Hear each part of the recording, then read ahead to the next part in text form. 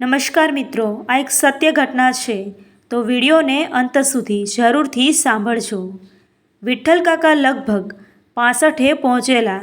2 વર્ષ પહેલાં જ તેમની પત્ની રમા સ્વર્ગ સિધાવી એટલે જીવન સફરમાં એકલા પડેલા પત્નીના અવસાનના આઘાતમાંથી બહાર આવતા એમને લગભગ 6 મહિના જેવો સમય લાગ્યો. ધીમે ધીમે તેમણે વાસ્તવિકતાને સ્વીકારી લીધી. વિઠ્ઠલ કાકાને સંતાનોમાં એકમાત્ર દીકરો રાજેશ, જે પોતાની લાઈફમાં સેટલ થઈ ગયો હતો. લગભગ 3 વર્ષ પહેલાં જ તેની સાથે ડૉક્ટરી કરતી દીકરી પ્રિયા સાથે મા બાપે રાજી ખુશીથી તેના લગ્ન કરાવેલા. પ્રિયા અને રાજેશ બે સરકારી હોસ્પિટલમાં નોકરી કરે. તે સવારથી જઈને રાત્રે આવે. વિઠ્ઠલ કાકા ખૂબ એકલતા અનુભવે એટલે કરે શું? ઘરનું કામ કરી કામ કરનારા પણ જતા રહે. પછી ટીવી જોવે પણ એ કેટલું? એટલે પછી આસપાસના બગીચા કે મંદિરમાં જઈને બેસે, જ્યાં તેમના નવા મિત્રો બન્યા. સમાન ઉંમરના એમના કેટલાયની વ્યથાઓ અને સંતાનોની કનડગત સાંભળી વિઠ્ઠલ કાકાનું હૃદય દ્રવી ઉઠ્યું અને તેમને આવા વ્યથિત લોકો માટે કંઈક કરવાની ઈચ્છા થતી.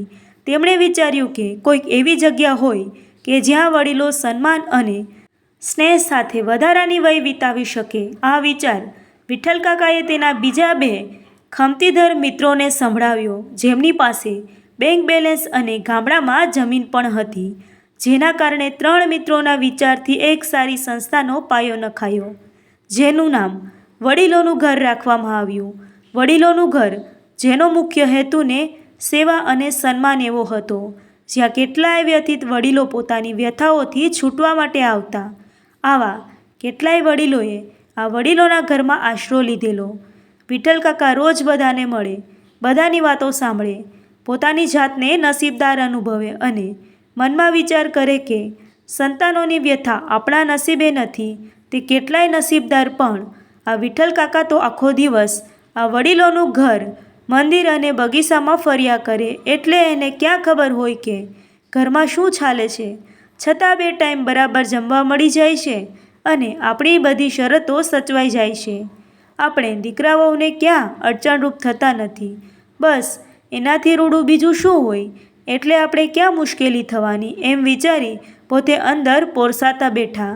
રાતનો ડિનરનો સમય થઈ ગયો હતો. મહારાજ રસોઈ બનાવી જતા રહ્યા, પણ આજે હજી રાજેશને પ્રિયા આવ્યા નહોતા. લગભગ રાતના 9 થયા. આમ તો મોડા 7:30 સુધીમાં તો આવી જ જાય. એટલે વિઠ્ઠલ કાકાને થોડી ચિંતા થઈ. ફોન કરવા ફોન હાથમાં લીધો ત્યાં જ રાજેશને પ્રિયાએ ઘરમાં પગ મૂક્યો. એટલે આટલા સમયમાં પહેલી વખત ચિંતાના માર્યા વિઠ્ઠલ કાકાથી પૂછાઈ ગયું, કેમ બેટા આટલું મોડું થયું? ત્યાં તો પ્રિયા તાડુકી, તમારે શું પંચાયત છે? કામ હતું તે થયું મોડું. અરે કંઈ નહીં બેટા, એ તો મને ચિંતા થઈને એટલે પૂછ્યું. પ્રિયા થોડી થાકેલી ગુસ્સામાં હતી.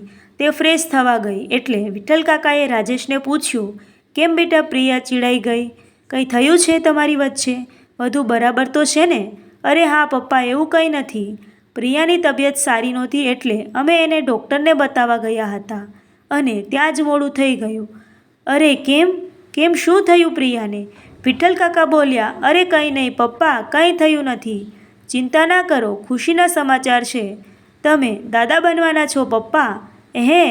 કેટલા વખતથી આ દિવસની હું રાહ જોતો હતો, પણ તમને કહી કે પૂછી શકવાની મારામાં હિંમત જ નહોતી.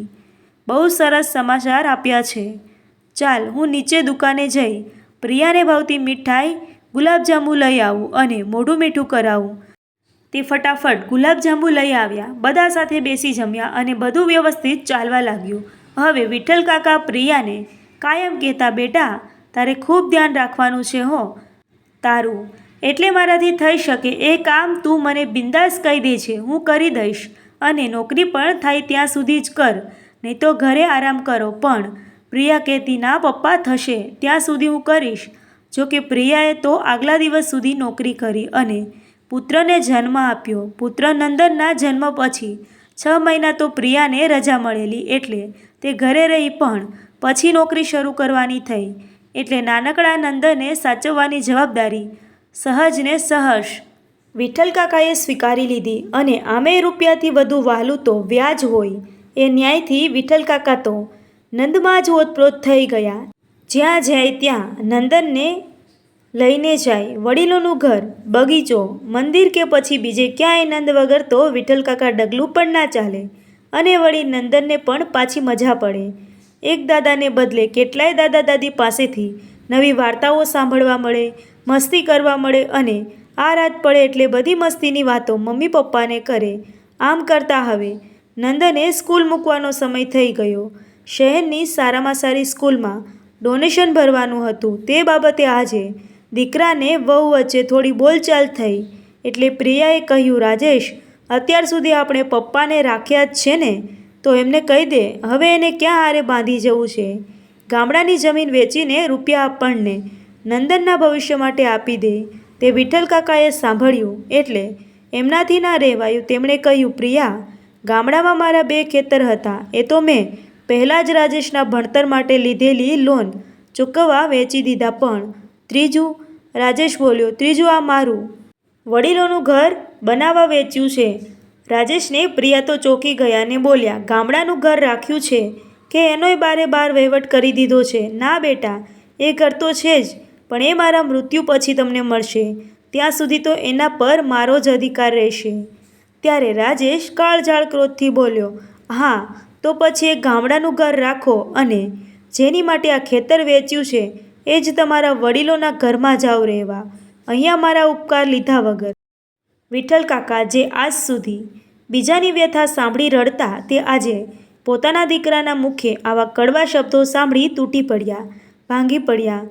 તેમણે તે જ ઘડીએ જાણીતા વકીલ, જે વડીલોના ઘરના કામકાજ સાથે સંકળાયેલા હતા, તેમને બોલાવી પોતાના ગામડાનું ઘર, બેંક બેલેન્સ અને નાની મોટી બધી જ મિલકત એ વડીલોનું ઘર સંસ્થાના નામે કરી દીધી. પોતાની ગેરહાજરીમાં હવે બધું જ આ સંસ્થાને મળશે. રાજેશને પ્રિયા બોલ્યા, અમે તમને આટલા વર્ષોથી રાખીએ છીએ તો શું બદલો આપ્યો તમે? શું વળતર આપ્યું તમે?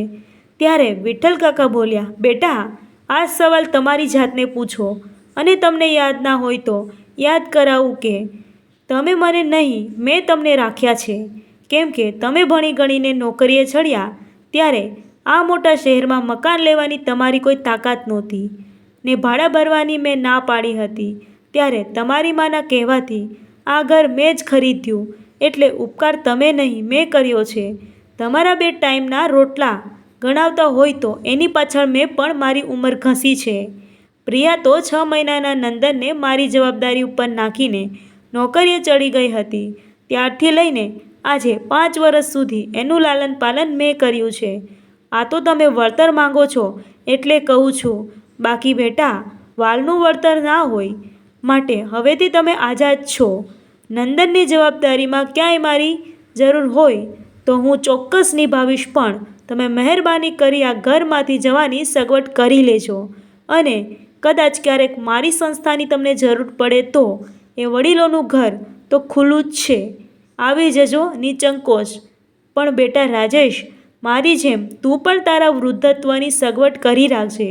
કેમ કે ક્યાંક ભવિષ્યમાં તારો દીકરો પણ તારી પાસે વાલનું વળતર ના માંગે, એટલે વહેલા વિચારી લેજો. પ્રિયા બોલી, પપ્પા, શું કરો છો? અમે તો છોકરા છીએ, જવા દો ને. વિઠ્ઠલભાઈએ કીધું, બેટા નહીં, હવે નહીં. વૃદ્ધ મા બાપના વાલ કે કાળજીને બાળકો મજબૂરી કે લાચારી સમજી લે અને પોતે કરેલ સેવાને મહેરબાની કે ઉપકાર સમજવા માંડે ત્યારે એને સત્ય તો સમજાવવું જ પડે. જે પપ્પાનો પ્રેમને પરવા જે બાળક પર ઓળઘોળ થતો હોય એ જ બાળકના મોઢે આ કડવા શબ્દ સાંભળે ત્યારે બાપ ભાંગી પડે છે. માટે બેટા, મને માફ કરજે. જે માણસે બીજા વૃદ્ધના સન્માન સ્નેહ સાચવવા આ વડીલોનું ઘર બનાવ્યું એ પોતાના જ સન્માનથી રક્ષા ન કરી શકે તો શું કામનું? આવજો ત્યારે સુખી થજો. વિઠ્ઠલ કાકાને આજે વ્યથિત વડીલોને એક ઉક્તિ સમજાણી કે આ વૃદ્ધત્વ બહુ વસમું.